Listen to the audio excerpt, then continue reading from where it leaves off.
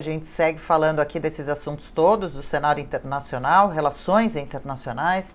Nesta semana, então, acontece a Assembleia Geral da ONU. Ontem, o presidente Jair Bolsonaro, também dos Estados Unidos, Donald Trump, falando no evento sobre, então, esses discursos, intenções, bastidores, ainda mais em período de eleição lá nos Estados Unidos, presidencial, próxima já bastante até. A gente conversa com o professor de Relações Internacionais, professor Manuel Furriela. Bom dia, professor. Obrigada por estar aqui com a gente.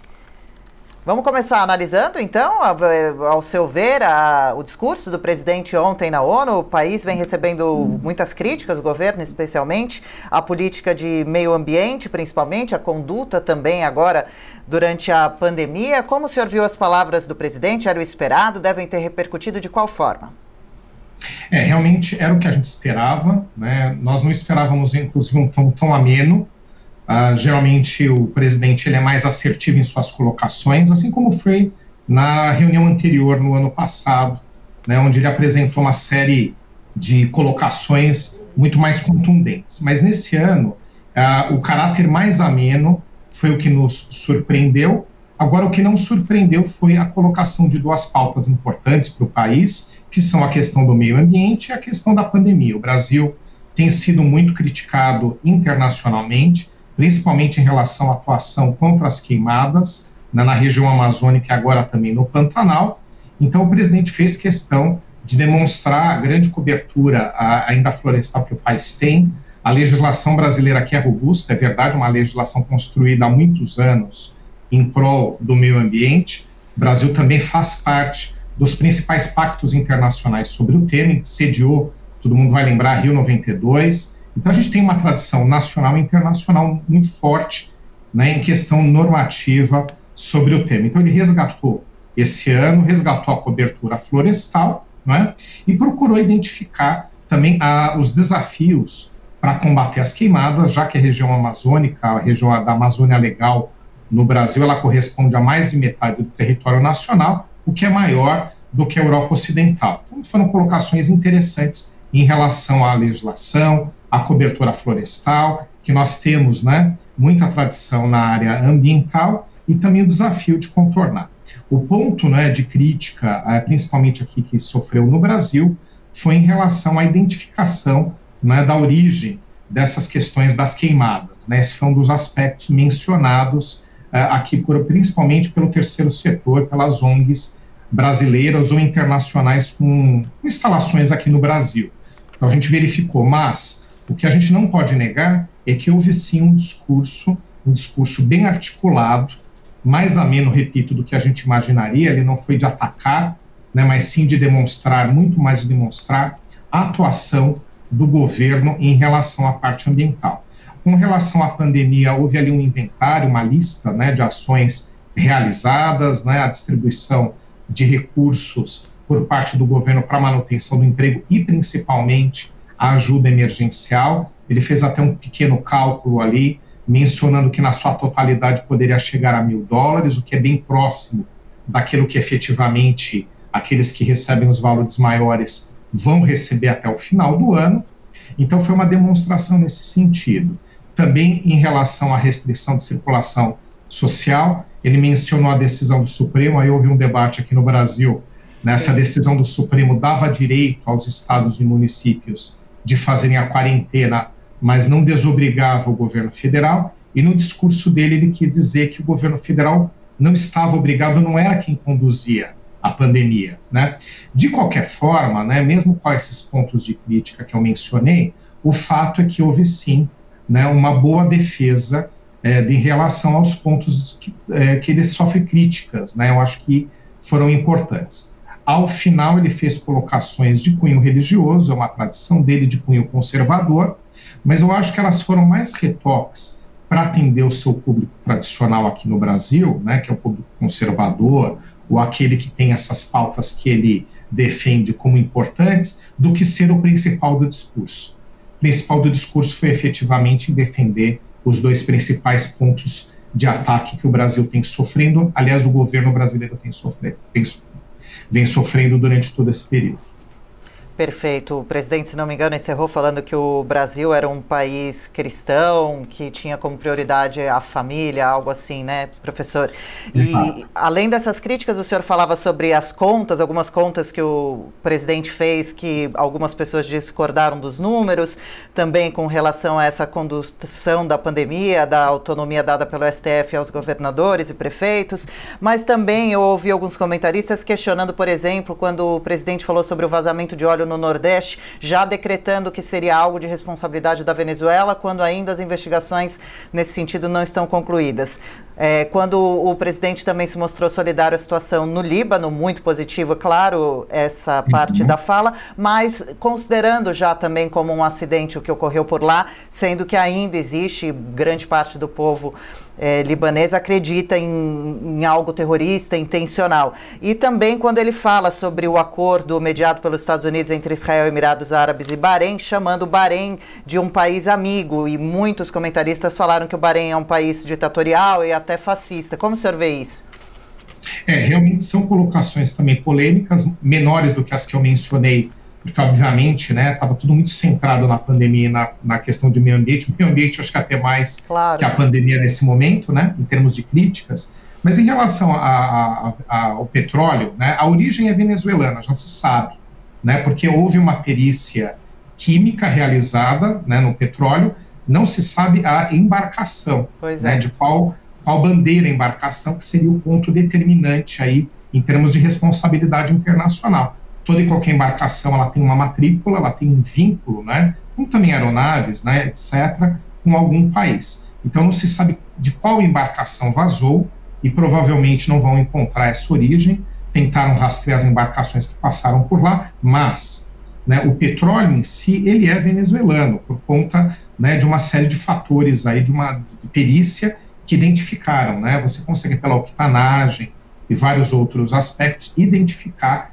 geralmente consegue identificar as grandes bacias, né, porque o petróleo brasileiro é muito distinto, por exemplo, do venezuelano, assim como o venezuelano é de outros países, né. Agora, houve uma associação à origem do petróleo, mas alguns entendem que havia uma origem em relação a uma responsabilização, né. Eu não vejo dessa forma, né, eu acho que nesse aspecto, né, tenho críticas a fazer aí as colocações do presidente, né, mas eu achei até, como eu havia dito, que foi muito mais ameno. Ele não atribuiu diretamente à Venezuela, mas ele fez uma associação, porque o petróleo é efetivamente de lá. Né? Então, dá para discutir um pouco isso. Com relação ao Líbano, também é improvável que seja um ataque terrorista, né? Há uma análise técnica feita, até eu acabei participando aqui com vocês nesse tipo de discussão, aqui na Jovem Pan. De qualquer forma, né, praticamente não existe ataque terrorista onde alguém não reivindique o ataque, porque não perde o sentido. O ataque terrorista, ele tem um viés de propagação de uma tese ou de demonstração, né, de algum tipo de desconforto ou descontentamento de algum grupo. Então não existe ataque terrorista anônimo, né, ou quando existe é algo muito raro, porque não faz sentido na lógica do terrorismo, né? E havia sim um armazenamento, né, no caso lá em Beirute, daqueles elementos químicos que vieram a explodir, né? Havia inclusive uma série de constatações pelas autoridades lá da cidade de Beirute, né, de que aquilo seria um grande risco. Então, assim, é improvável que não tenha sido efetivamente um acidente.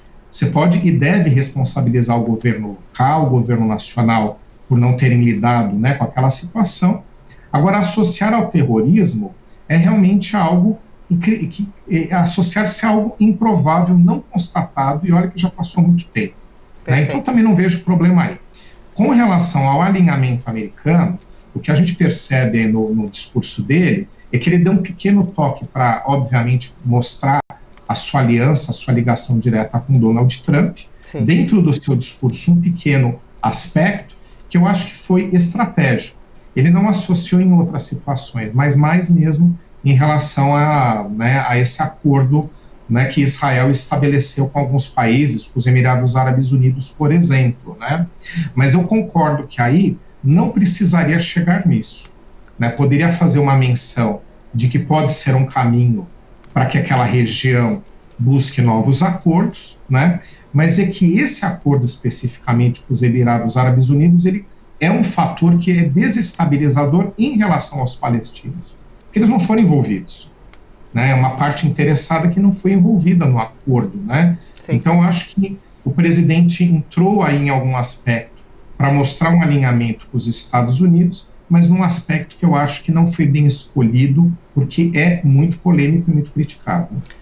Perfeito. Lembrando a quem nos acompanha que o discurso ontem do presidente foi gravado até uma semana antes, que já também, né, professor, é um discurso que permite, né, uma fala que permite ser mais bem elaborada, mais pensada, né, do que uma fala ao vivo e espontânea, inclusive.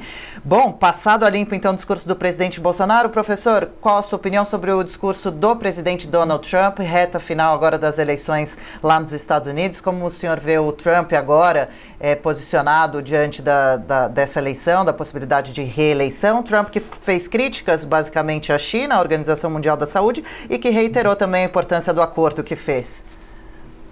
Realmente a gente já esperava algo do gênero, porque é um discurso que é para a ONU, para todos os Estados membros da ONU, que são praticamente todos os países do mundo, né? Você tem um pequeno grupo que não é membro da ONU, dos 15, 18 estados apenas, né? E aí é um discurso feito para o público interno, né? É engraçado, né, que os presidentes americanos, eles agem internacionalmente, né? São sempre muito demandados, até porque é a grande potência do mundo, mas com um discurso para um público interno, para os seus futuros eleitores, né?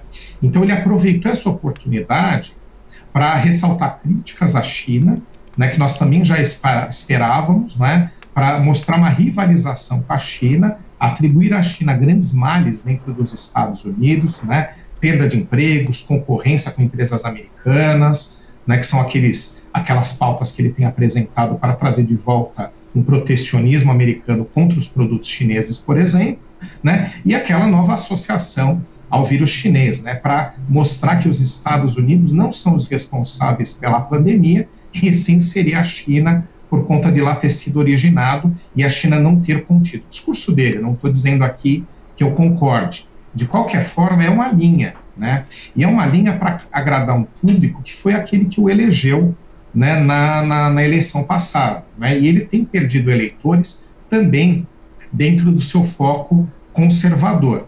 Porque é interessante que o Joe Biden, né, apesar de ser um candidato democrata, ele transita muito bem por setores conservadores.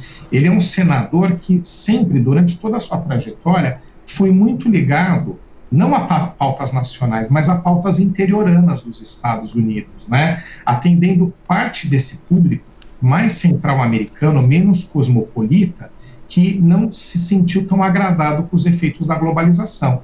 Indústrias americanas que saíram, foram desativadas e mudaram para a China, fábricas, né, principalmente, e o Biden, ele consegue transitar também com esse tipo de eleitor, que era o grande eleitor do Trump, e que não era o da Hillary Clinton na eleição passada, que era a sua rival. Então, ele precisa focar nisso para reconquistar o eleitor conservador, o eleitor insatisfeito com algumas questões aí internacionais, com a globalização principalmente, e que o Biden acabou pegando, né? O Biden está à frente do Donald Trump, não somente por conta do desgaste que o Trump está sofrendo com a pandemia, mas também, né, porque o Joe Biden é um candidato antigo, um discurso também um pouco mais conservador, né? Então ele precisa reconquistar. Então acredito que ele é muito estratégico ao tentar reconquistar agora grande parte desses eleitores, para depois, em um outro momento, transitar com os outros votos necessários aí para a sua eventual reeleição. E, por enquanto, é muito desafiadora a reeleição. Eu não acredito, no atual cenário, que o Joe Biden ganhe, né, pela gente analisar a figura de agora, precisamos ir acompanhando, mas para agora, no exato momento, o Joe Biden tem sim uma vantagem com o Trump, mas se continuarem as coisas como estão, ainda é a maior vantagem dele, mas a margem não vai ser tão grande assim, né, numa eventual eleição do Biden. Né, o Trump ainda tem uma capacidade de reação e a economia americana ela está aos poucos retomando sua atividade, né, que vai fazer com que o Trump se beneficie. Sim. Mas esse discurso dele agora é um discurso que combate os eleitores que migraram para o Joe Biden e que eram eleitores dele, do Trump. Certo.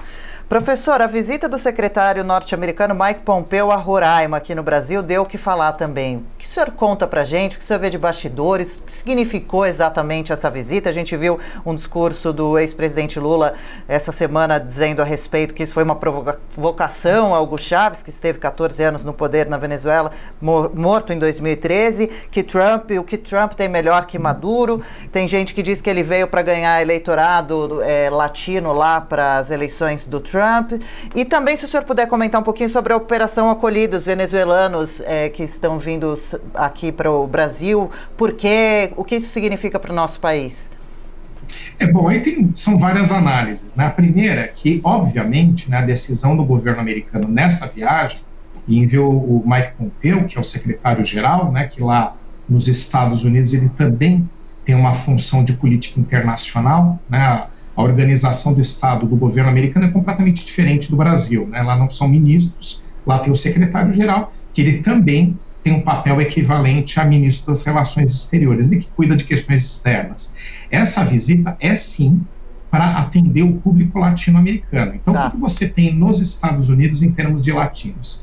São, invariavelmente, aqueles que saem dos seus estados por insatisfação com governos locais, a maior parte dos casos. Eles imigram para os Estados Unidos em busca de oportunidade e a maior parte deles são críticos aos governos dos seus países. E no caso da Venezuela, não tenha dúvida, né? A gente não pode esquecer que nos últimos anos 5 milhões de venezuelanos saíram, né, do país em busca de oportunidades no exterior, né? Só para a gente mensurar aqui, é quase o dobro da população do Uruguai, por exemplo. Olha. Né? Quase o dobro da população da Dinamarca. Nossa. É um número extremamente representativo. Então, não é algo para a gente desprezar. Nos últimos anos, não estou pegando toda a história, tá, da imigração venezuelana para o exterior, que com certeza é muito mais longa. Mas você teve uma imigração agora nos últimos anos enorme. E grande parte está nos Estados Unidos. E são críticos ao governo de Nicolás Maduro e ao Chávez também, uma parte deles, né? Então você agrada esse tipo de eleitor.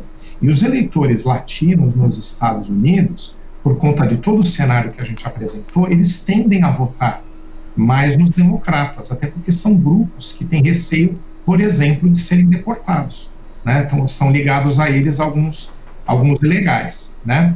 Então aquele eleitorado latino que vive nos Estados Unidos se sente agradado com medidas como essa. Então, eu não tenho nenhuma dúvida que o propósito foi esse. Porque se o propósito fosse outro, teria sido realizado anteriormente, em outra oportunidade. E é muito simbólico você visitar venezuelanos, dentro da Venezuela, obviamente, que ele não ia conseguir, né, fora de lá. Então, visitar um centro de acolhida aqui no Brasil, né, um centro de acolhida desses imigrantes, é simbólico, você trata diretamente com esses cidadãos e eles se comunicam.